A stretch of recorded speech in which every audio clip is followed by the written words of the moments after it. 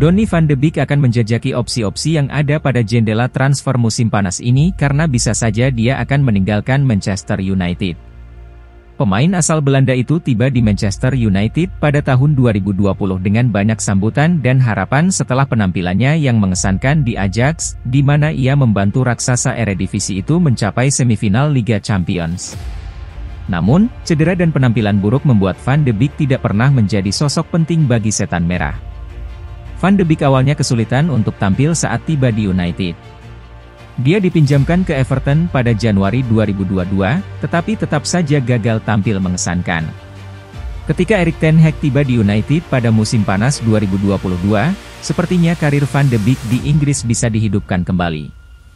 Bagaimanapun, di bawah arahan Ten Hag lah Van de Beek memperlihatkan dirinya kepada dunia. Sayangnya, 2 cedera lagi membuatnya semakin terpuruk. Meskipun ia hampir pulih sepenuhnya, 1 musim lagi di Old Trafford tampaknya tidak mungkin terjadi.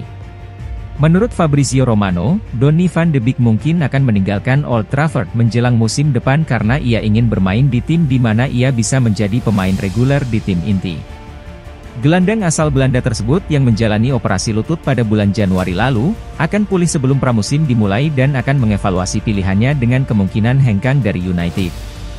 Meski demikian, hingga saat ini belum diketahui ke klub mana Van de Beek akan melanjutkan karirnya. Namun ada kemungkinan ia akan kembali ke Ajax guna memulihkan karirnya.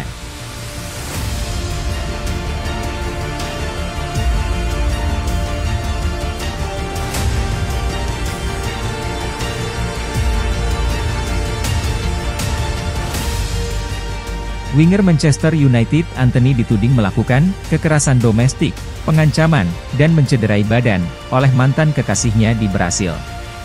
Media Brasil Globo Esporte melaporkan bahwa Gabriela Cavallin, yang sempat berpacaran dengan pemain 23 tahun itu pada 2022, telah melaporkannya kepada polisi di Sao Paulo. Laporan tersebut menyatakan bahwa Cavallin mengklaim telah diserang oleh Antony pada 20 Mei, hari di mana Antony bermain untuk Man United di Liga Primer Inggris, melawan Bournemouth di Stadion Vitality. Laporan tersebut juga melampirkan foto lecet dan pesan-pesan ancaman, sementara Cavallin disebut-sebut telah membahas sikap-sikap agresif Antony yang sebelumnya.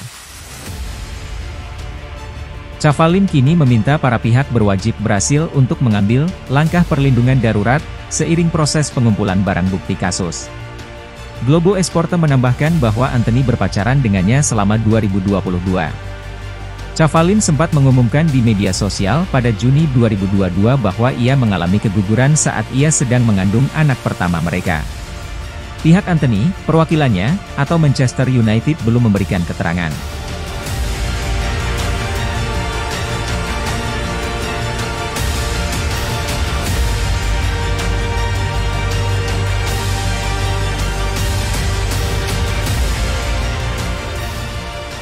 Victor Osimhen tidak menutup kemungkinan untuk pindah ke Chelsea atau Manchester United pada musim panas tahun ini. Namun ia menyerahkan semua keputusan masa depannya kepada Presiden Napoli, Aurelio De Laurentiis. Chelsea dan Manchester United tertarik untuk memboyong sang striker pada musim panas ini dan berusaha untuk menyelesaikan kesepakatan dengan Napoli. Namun, tim Serie A tidak tertarik untuk melepas Victor Osimhen, yang membantu mereka meraih gelar juara Liga musim ini dengan mengemas 26 gol dalam 32 pertandingan. Berbicara kepada DAS, Osimhen mengatakan bahwa ia ingin tampil lebih baik musim depan, namun ia tidak yakin apakah itu akan terjadi di klubnya saat ini atau di tempat lain. Saya tidak tahu, presiden yang harus memutuskannya. Saya mencintai semua orang di Napoli, mereka telah menunjukkan begitu banyak cinta kepada saya.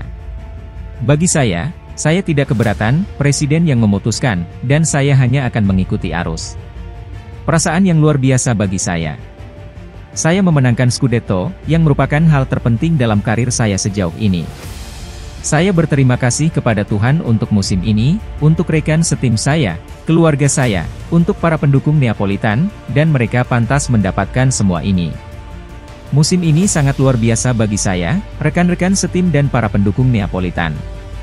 Saya pikir saya telah bermain dengan sangat baik musim ini dan pantas mendapatkan semua hal baik yang saya dapatkan, namun saya merasa termotivasi untuk melakukan lebih banyak lagi di musim depan. Sky Italia mengabarkan bahwa Il Partenopei akan mematok harga setidaknya 150 juta euro untuk melepas sang striker.